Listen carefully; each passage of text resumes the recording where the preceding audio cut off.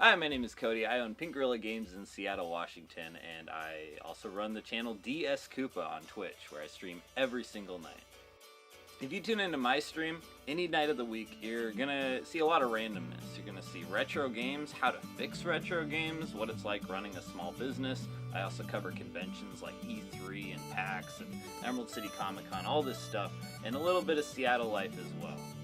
I started streaming because I work every single day, pretty long hours, and I was just bored by myself after the store closed, and I was like, hey, let's open up the camera and see if anyone wants to hang out. And it just kind of grew from there.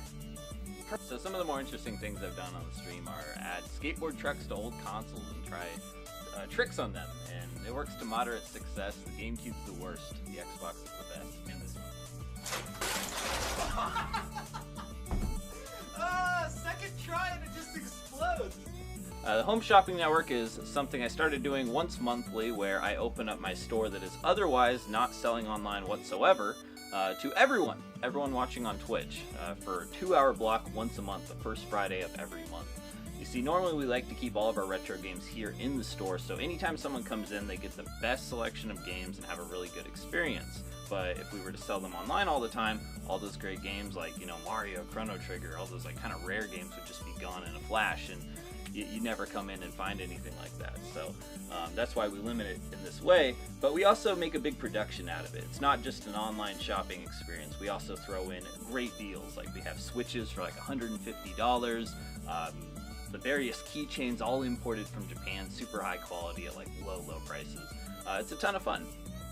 So I've been streaming for about 360-ish consecutive days now, and it took me about 7 months to get partnered, I believe, and I plan on continuing that and covering more and more events. I want to start traveling a little bit more to go to things like E3 more often, Mo Games Con, SoCal Retro, all these kind of retro gaming expos. I usually go there for my store, kind of as a buying trip to buy inventory and bring it back to the store, but I found out with my last trip that a lot of people like watching that, and it attracted a whole lot of new viewers, so it's kind of like a fun, kind of like a thrifting trip, like searching for treasure, but at a huge show with nothing but treasure.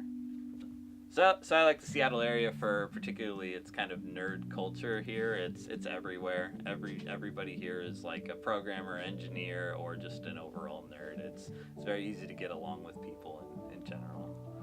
I found out about SeattleOBA through one of my customers, actually. They came in and saw that I was streaming, and they said, hey, why don't you come check out some other local Seattle streamers? And I met a lot of cool people through the process.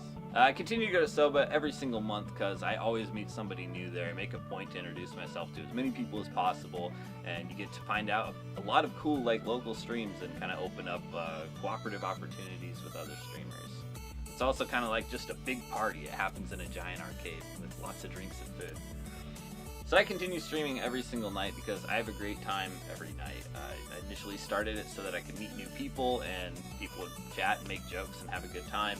And this has only encouraged it as it's grown and grown. I find myself kind of reaching to find new fun things to show off to people and silly, crazy things to do.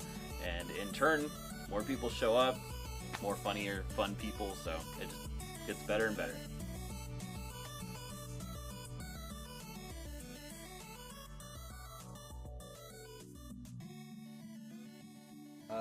We will start off with the first question. What is your name?